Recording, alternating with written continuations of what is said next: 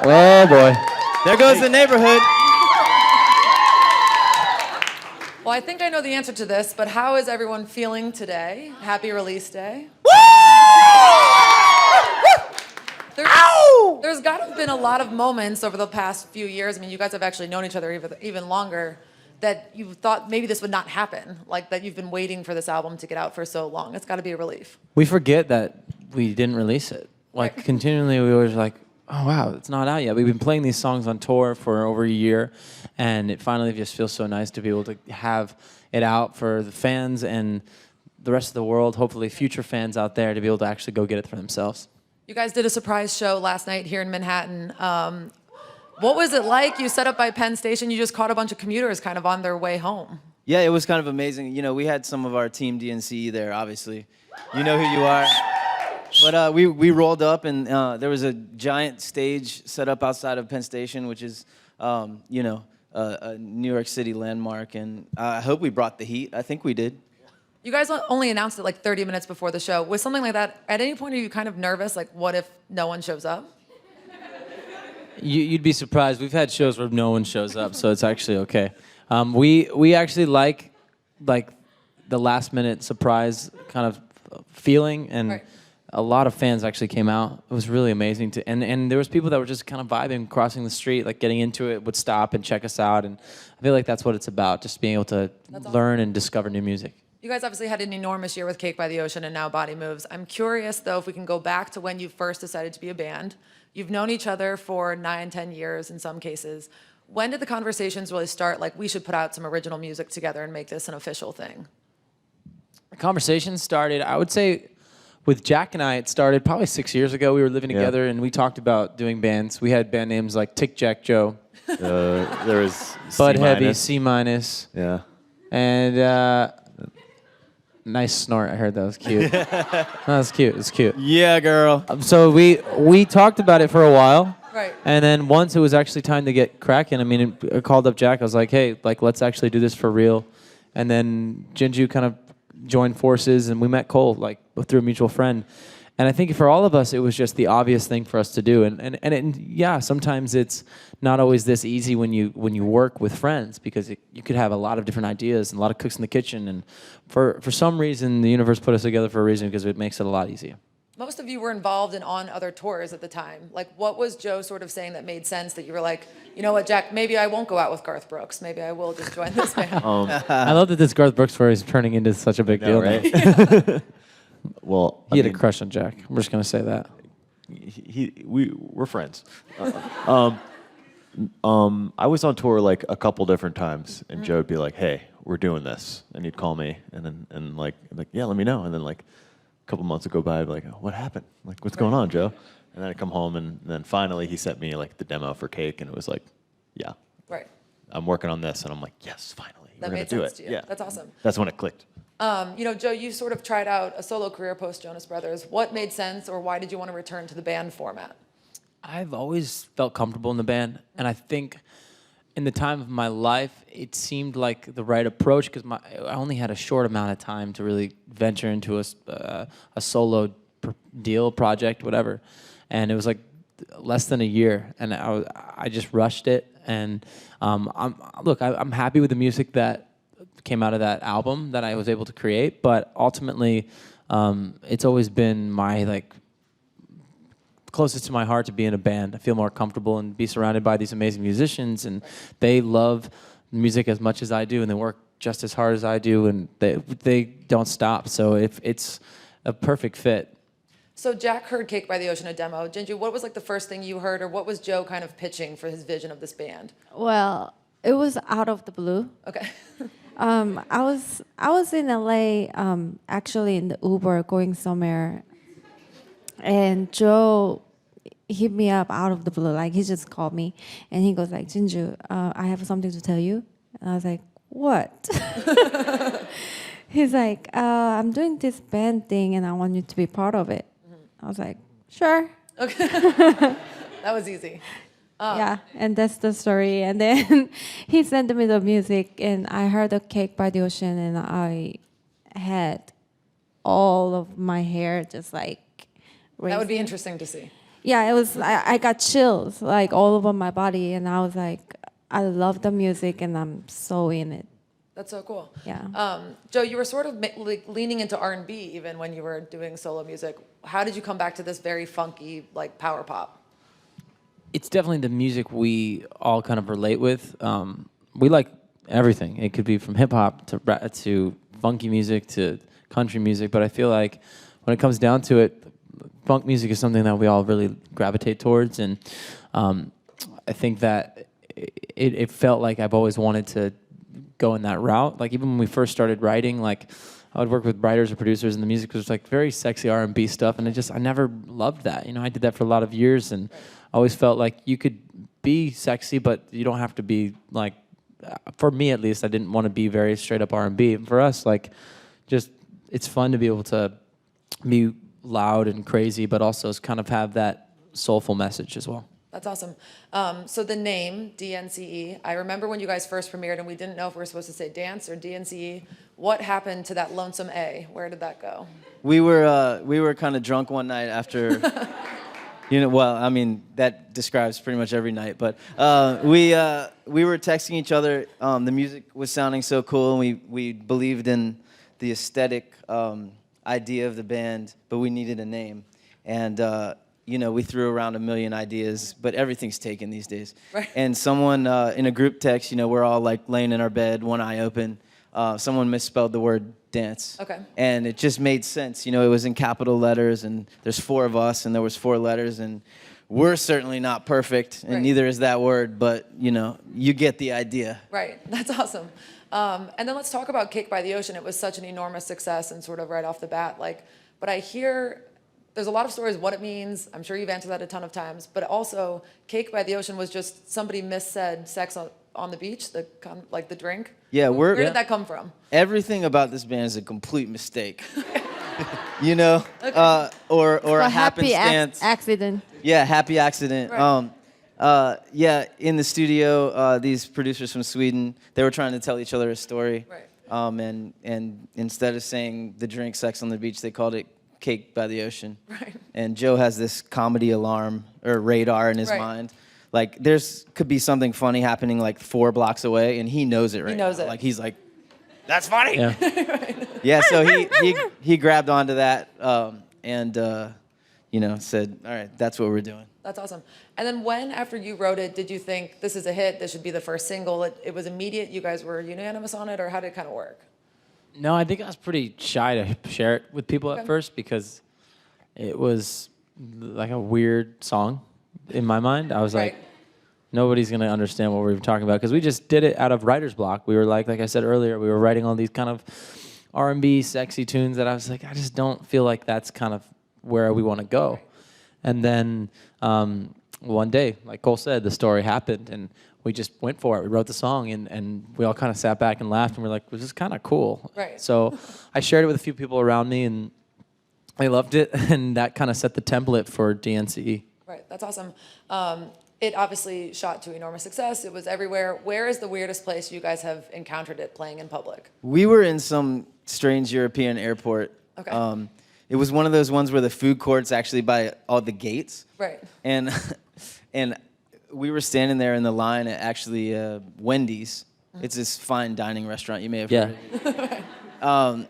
And it came on, and literally all the girls that worked at the lotion store and the jewelry store and all these places around, they all ran at us and took pictures with us in the Wendy's line. And that was one of the first ones where it was like, whoa. Right, this is taking off. There's cake everywhere. Right. It obviously kept going and going and going, climbing charts. How much pressure did you guys feel after that when it came to writing the next songs or picking the next single?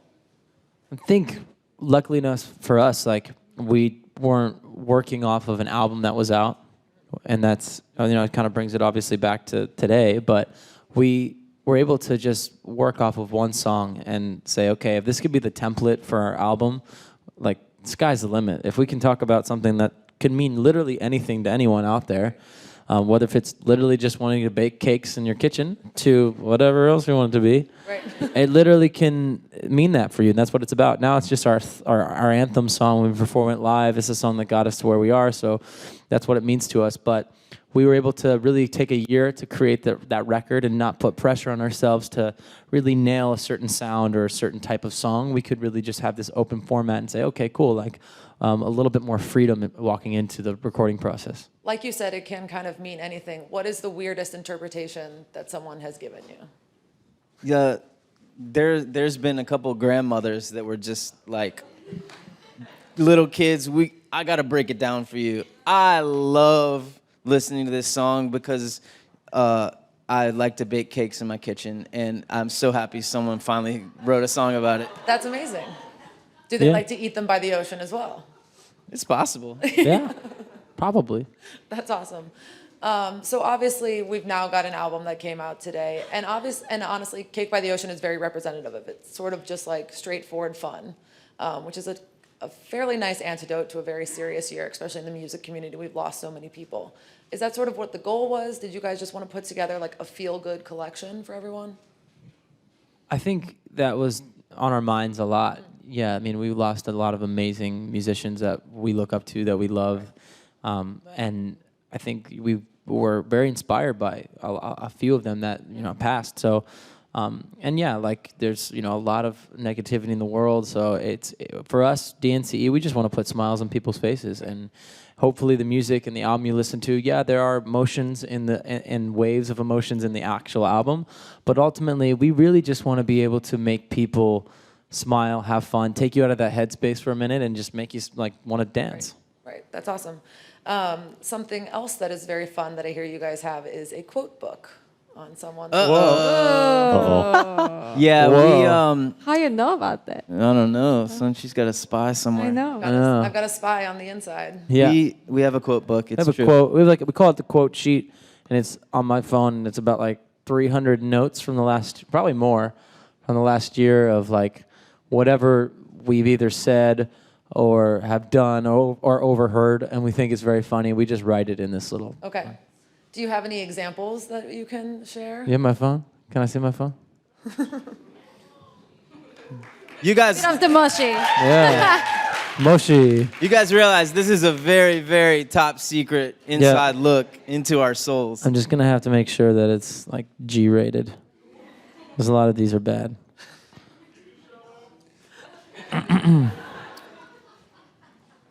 I like this one. Jack, who the hell let us do this? Cole, the Lord.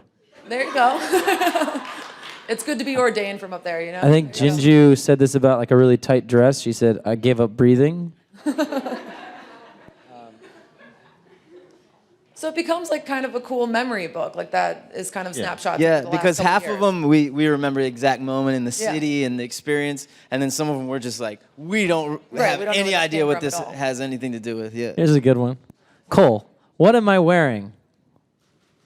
I still don't know. Yeah, there's a lot of good ones in there. Cole, what is your number one tip for finding clothes? Well, I would never recommend to any other human being this. Okay. But my tip is trust your instincts and know exactly how you want to feel and how you want to present yourself every day, and don't let fear or other people's opinions ever even come close to the equation. That's awesome. I like that. There you go. Yeah, boy. So your guys' new music video, Body Moves, is very, very sexy. Was there any nerves putting that out, shooting it? Where did the concept kind of come from? I was nervous, like, She was really nervous. I was so nervous. Okay. We wanted the video to really match what the song says, and in the song we talk about being in a situation where you're wanting to be adventurous with somebody and be wild and crazy, and we wanted to have kind of the visual idea of what that is. And so yeah, it's a pretty sexy video. Yeah. And it was really funny on set that day. Jinju was pretty nervous, but Jinju would always I was tell me nervous because for about like 30 minutes, and I was like, and then you were I'm ready. then you were crazy. But it was quite funny because there was with Toothbrush, Jinju's like, when am I gonna kiss a model? And I was like, you just I wait. took it personal. So like the day of the shoot, we all walked her into the room, and there was just all these beautiful boys lined up. Yes. And we were like, pick one, Jinju. Yeah. And she just froze. True She didn't know what to story. do. That's awesome. Looking ahead to some things you have going on, you guys just announced a tour for 2017, and you're doing things. And you're doing things a little bit atypically in that you're playing sort of smaller venues and a little bit more unique markets. Where was that decision coming from? We wanted to go to some places and some cities that we hadn't been before. We wanted to play small rooms so that we could reach out and touch Team DNCE out there. Sure. And we don't like having time off. So a lot of the big tours start later in the year. We want to get right out there in the snow, in the cold, play some loud music, sweat all over everybody, and make people happy. Right. Is New Jersey sort of the hometown of the band? Where's your sort of hometown crowd? It's kind of everywhere these days. I mean, yeah, we have like pieces of us. Sounds weird. We have our heart is in many cities. I mean, Right. yeah, like for Jack and I, yeah, we grew up a lot in New Jersey, and then New York City is the second home to us. We've got family in Right. Los Angeles. It's like Korea, so it's like Right. it's all over the world. That's awesome. You guys obviously spend a lot of time in transit together. What is the number one way that you guys pass time on the bus or to sort of blow off like cabin fever steam? We make fun of each other Constantly. 20 hours a day. And then we have dreams about making fun of each other when we're asleep. No, I don't know. We're like the X-Men meets the Babysitters Club. Right. We love being around each Right. other. We love everything about playing music together, but also we're brothers, sisters, sister brothers all day long, and we hate being away from each other. That's how we pass the time. Separation anxiety sets in how soon after you guys have departed? Like less than 2 hours. Okay. Yeah, it's We're bad. like we're texting each other like, "What you doing?" Like if Joe goes to the bathroom, I'll be like, Where's Doesn't Joe? feel right. nah, There you it's go. wrong. It's real wrong. I hear you guys have a pretty cool appearance tonight in New York. Do you guys know what's going on there? Do you want to preview it for people who are out there? We're gonna be at the What? Harmon store later on tonight. Sounds like some people from here are going to Yeah, go we're with just you. it's gonna be awesome. We're gonna hopefully you can show up and say hi and hang out. Right. But we're gonna be over there and just showing some love to fans, and I think they're gonna be able to I guess we get to be able to say hi and take pictures and stuff like that. It'll be fun. Awesome. I think we're going to take some time to answer some questions from the audience. Oh, good. Oh yeah. Hi. Hi. What's your name? Megan. I'm Megan. Hi. Hi. What song on the album are you most emotionally attached to? Naked. Yeah, boy. You wanna go? Do you guys wanna go? Let's all do one, yeah. I'm gonna say good day. Good day. Cool. Yeah. I really feel some cool freedom, free love feelings when I listen to Unsweet. There's a song "Truthfully" on the album that I felt pretty connected to. Yeah. I love Almost.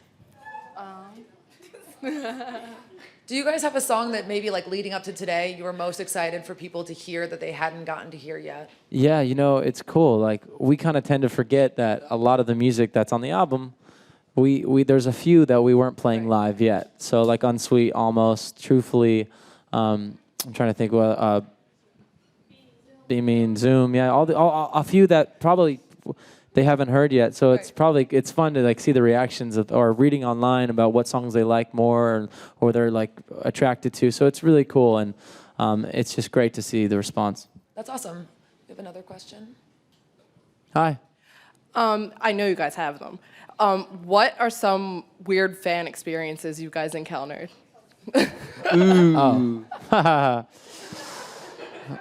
I mean, they're so weird. Our answers are so weird that every time we get asked this question, it's the same answer.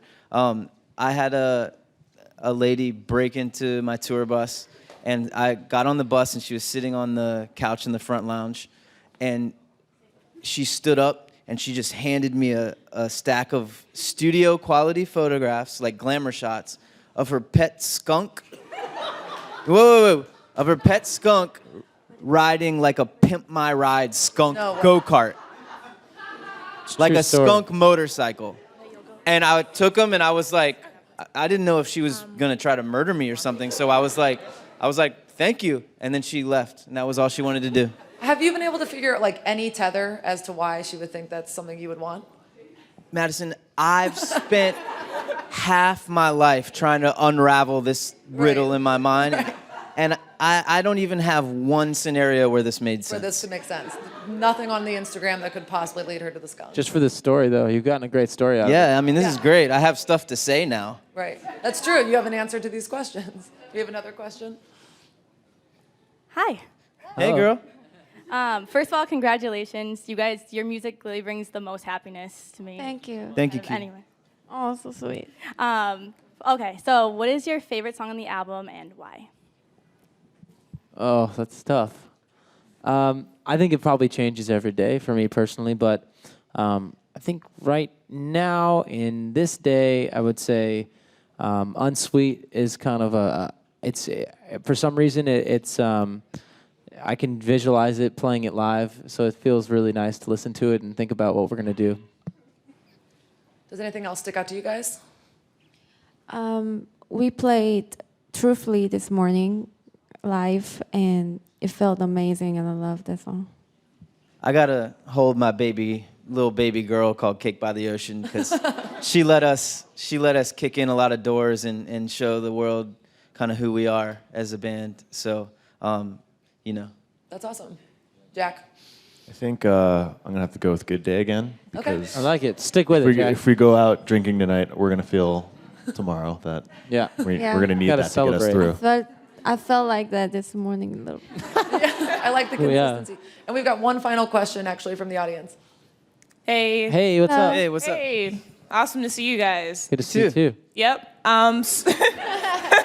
Okay. So I was wondering, as musicians and performers, what are some interesting rituals you guys have before shows or warm-ups that you do? Yeah. That's a great question. I'm just Thanks. seeing if like we're allowed to show what we actually do because it probably can't. It's a little rated R. It's dicey. But we do a lot of different things. You would think it's a joke, but it kind of gets started as a joke. We did all these things, whether it was like slap each other, like push-ups, jumping jacks. We'd scream at each other, and then we do like this chant together. And then we listened to like early 2000s, like semi-bad, good rock. Never made it as a wise man. And then we did it like as kind of like, oh, this is so funny. But Right. then we realized it would really get us into the mood to like go on stage and feel like loose and have fun and be in that DNCE mentality. And so now we can't play a show without Smash Mouth and Nickelback. Like if we don't go, like if we're not playing that before a show, the show's not going to happen. I'm like, Joe, you haven't played any Korn yet. What are we doing? That's awesome. That's all the time we've got for today. You guys, thanks so much for stopping by. Thank you guys. Thank you very Thank much. you. Love you guys. Love you guys.